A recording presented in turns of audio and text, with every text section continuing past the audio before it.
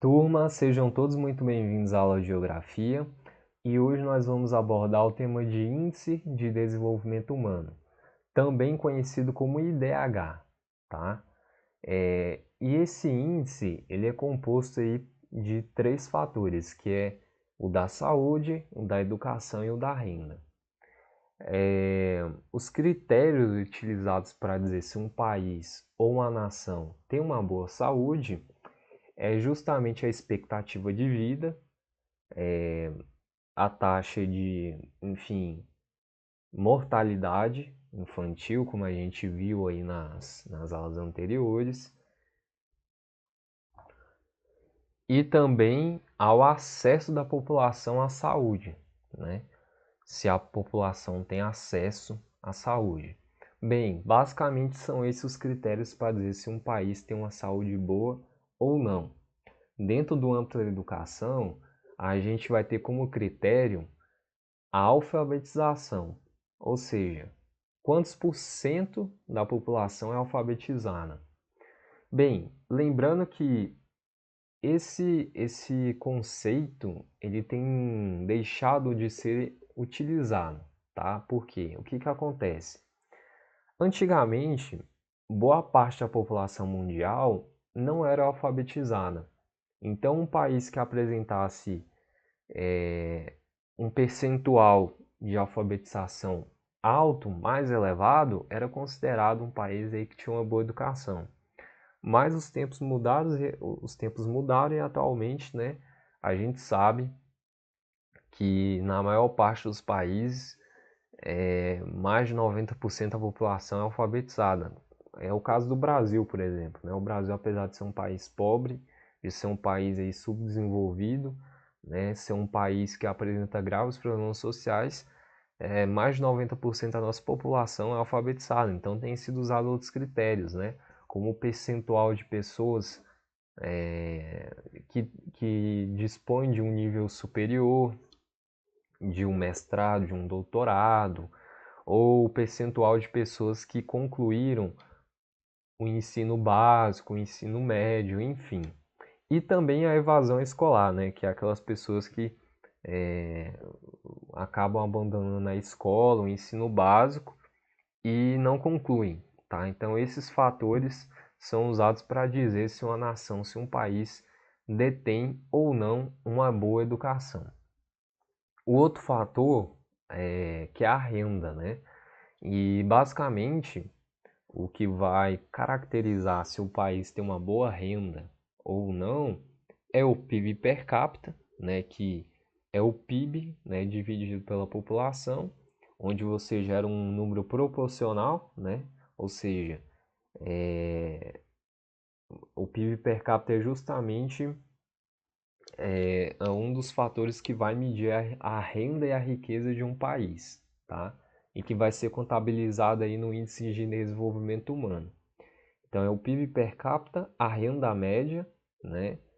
E também o salário mínimo, né? São os três fatores aí que são utilizados aí para medir a renda dentro do Índice de Desenvolvimento Humano. Bem, prosseguindo aqui, nós podemos observar um mapa aqui, o mapa mundi, né? E os países que estão mais escurecidos são os países que apresentam um índice de desenvolvimento humano mais elevado. E vocês podem observar uma predominância dessa cor mais escurecida na América do Norte, com exceção do México, lembrando que o México geograficamente faz parte da América do Norte, mas historicamente faz parte da América Latina, tá? Então, a América do Norte, com exceção do México, a Europa de uma forma geral, com exceção aí de alguns países aí do leste europeu, e a Ásia, né? Ali países como Japão, Coreia do Sul, Singapura, né? Há alguns países ali do Oriente Médio, né? Que também fazem parte aí do continente asiático, e também os países aqui da Oceania, como a Austrália e Nova Zelândia. Então a gente pode observar uma certa predominância, né, de países com o índice de desenvolvimento humano mais elevado no hemisfério norte, né? Uma vez que os Estados Unidos, o Canadá, a Europa e o Japão estão ali na América do Norte, né? Os países ali da Ásia, de uma forma geral, estão ali na América do Norte. E a gente vê mais subdesenvolvimento, né? Na porção sul do globo, né? No hemisfério sul. Então, bem, como é que se dá a medição aí do IDH? Bem, é de 0 até 1. Então, quanto mais próximo de 0, pior vai ser o índice de desenvolvimento humano desse país, que é o caso aqui da República Centro-Africana, tá? Ela apresenta um IDH de 0,352. Lembrando que o IDH ele é medido assim em números decimais, tá? Possui um IDH extremamente baixo, justamente porque está perto de zero, e quanto mais perto do numeral zero, pior é o índice de desenvolvimento humano. E quanto mais próximo de 1, melhor, que é o caso da Noruega. A Noruega lidera o ranking mundial aí de índice de desenvolvimento humano, com a pontuação aí de 0,949, e o Brasil está numa posição ali intermediária, né? De intermediária a elevada, tá? O Brasil não figura como uma nação que possui um índice de desenvolvimento muito baixo, mas também está longe de ter um índice de desenvolvimento humano muito elevado. Aqui na América Latina, né, nós temos países aí que estão à frente do Brasil, tá? Como é o caso do Chile, como é o caso aí do Uruguai, como é o caso da Argentina. E também cabe destacar aqui o Panamá, tá? O Panamá, embora neste mapa aqui não apresente um IDH muito elevado, o Panamá, de acordo com alguns estudiosos, com alguns especialistas, figura entre os 3 países mais desenvolvidos aqui da América Latina, tá? Porque, principalmente por uma questão econômica. O Panamá tem um dos maiores PIBs per capita aqui na América Latina e também tem o maior salário mínimo aqui na América Latina. O Panamá foi um dos países que mais cresceu nas últimas décadas aqui na América Latina, um dos países que mais recebeu investimentos, e é um país que tem uma economia dolarizada. Embora a moeda oficial não seja o dólar, a economia deles é dolarizada. Isso, por um lado, é bom, tá? Porque, querendo ou não, pegamos o Brasil como exemplo. O Brasil tem uma moeda que ela oscila bastante, tá? Então, a nossa moeda se desvalorizou, inclusive nessa época de pandemia, foi uma das moedas que mais se desvalorizou no mundo inteiro, né? E você tendo uma economia dolarizada, em certo ponto é bom, porque você ali tem uma moeda mais estável e acaba tendo uma economia mais estável, uma inflação menor, enfim, que é o caso do Panamá, tá? Outro exemplo aqui é a Argentina. A Argentina, o peso argentino tem sofrido uma desvalorização muito grande, tá? O peso argentino é uma moeda que tem um baixo poder de compra, uma moeda que não tem muito valor aí dentro do mercado internacional, diferentemente do dólar, tá? Então o Panamá ele é classificado aí como um dos países mais desenvolvidos aí da América Latina. Algumas pessoas afirmam que ele é o mais desenvolvido, né? Ele vai estar brigando ali principalmente com o Uruguai, né? Com o Chile, né? Com esses 2 países, né? Embora a Argentina apresente um índice de desenvolvimento humano elevado, né? Ela tem apresentado muitos problemas econômicos aí nos últimos anos, tá? Agora, saindo aqui da América Latina, nós vamos nos orientar aqui para o Oriente Médio. embora alguns países do Oriente Médio vivam sob uma ditadura, né, eles, digamos assim, desrespeitam muitas vezes os direitos humanos, né, são países aí que aplicam pena de morte, que aplicam tortura, são países que são regidos aí muitas vezes pelas leis das escrituras islâmicas, né? São estados teocráticos, né? A Arábia Saudita, por exemplo, a mulher ganhou permissão para permitir, se eu não me engano, em 2018, tem 2 anos, né? Antes a mulher não poderia dirigir, não tinha permissão para dirigir. Então, aqui no Oriente Médio, uma boa parte desses países enfrentam esses problemas, mas apesar disso, são países aí que atualmente têm apresentado bons índices de desenvolvimento humano, a nível elevado, tá? Melhores do que o do Brasil, inclusive. Por quê? Embora esses países apresentem esses problemas de ausência de uma democracia, um desrespeito aos direitos humanos, são países que, querendo ou não, apresentam um fator econômico muito forte, como é o caso principalmente dos Emirados Árabes Unidos e do Catar, tá?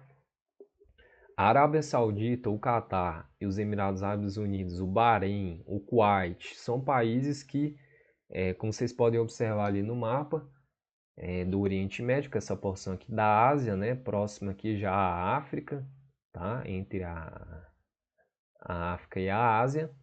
Essa porção aqui, vocês podem observar, a Arábia Saudita é um país que tem um PIB per capita alto, é um país que tem investido muito em tecnologia, é um país que tem,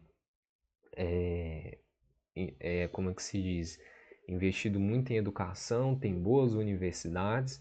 Então são países que, embora não vivam sobre uma democracia, apresentam índices sociais e econômicos muito melhores que o brasileiro e do que dos países da América Latina de uma forma geral, né? Tem uma infraestrutura muito melhor do que a nossa, uma economia muito mais estável,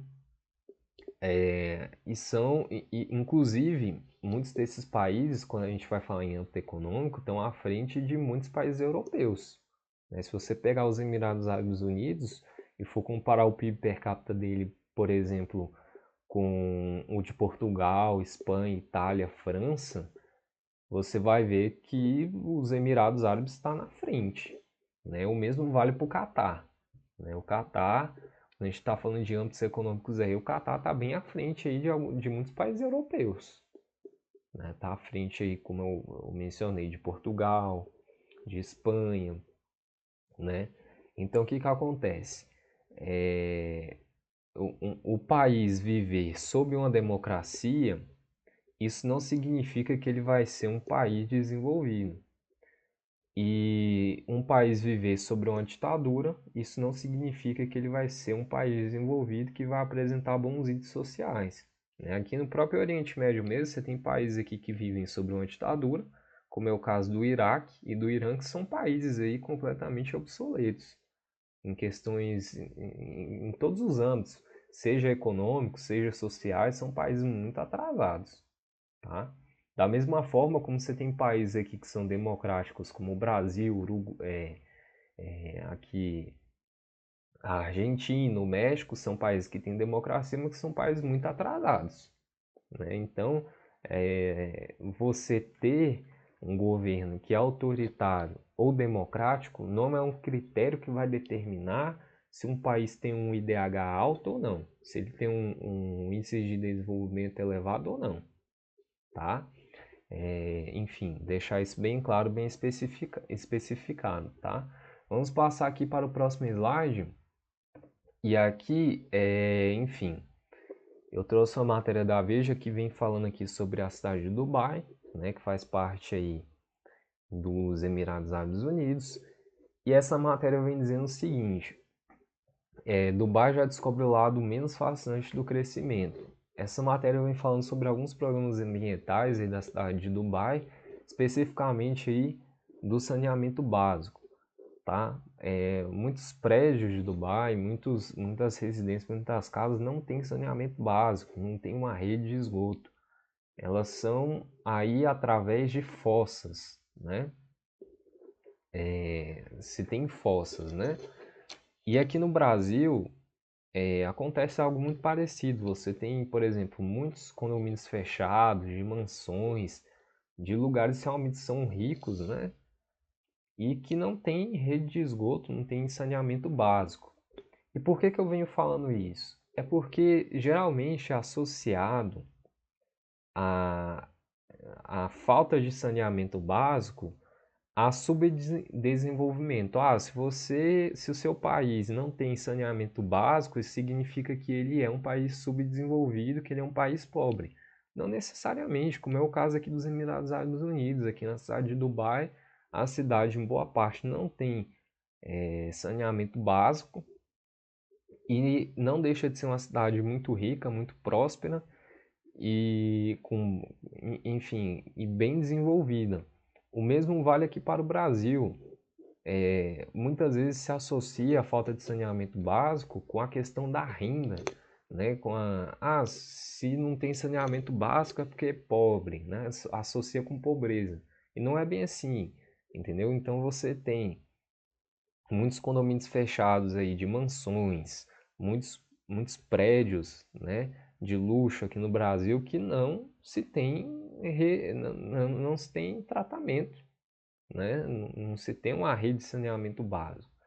Então, o que eu vim trazendo através desse slide aqui, que está diretamente relacionado aí também com um dos critérios aí para medir o IDH de um país, é o saneamento básico, mas eu queria de antemão deixar bem claro para vocês que saneamento básico não tem uma relação assim, digamos, não é o que vai determinar se um país é desenvolvido ou não, tá? Ou se um país é pobre ou rico, não é o saneamento básico, tá? E eu trouxe aqui exemplos para vocês, tá? Eu vou passar aqui para o próximo slide. Bem, e aqui a gente vai ver o coeficiente de Gini, tá? Gini é um matemático, tá? Italiano, e ele elaborou esse coeficiente aqui, tá? E esse coeficiente está diretamente relacionado à concentração de renda, tá? Então, os países aqui que apresentam uma cor mais avermelhada nesse mapa são os países que têm uma maior concentração de renda, ou seja, a renda está concentrada nas mãos de poucas pessoas, né? Não se tem uma boa distribuição de renda nesses países de cor mais avermelhada. Esses países aqui que possuem uma cor mais alaranjada, mais esverdeada, são países que, segundo o coeficiente Gini, apresentam a melhor distribuição de renda, tá? E esse coeficiente, ele é o contrário do IDH. Lembra que no IDH, que quanto mais próximo de 1, melhor é o índice de desenvolvimento humano de um país?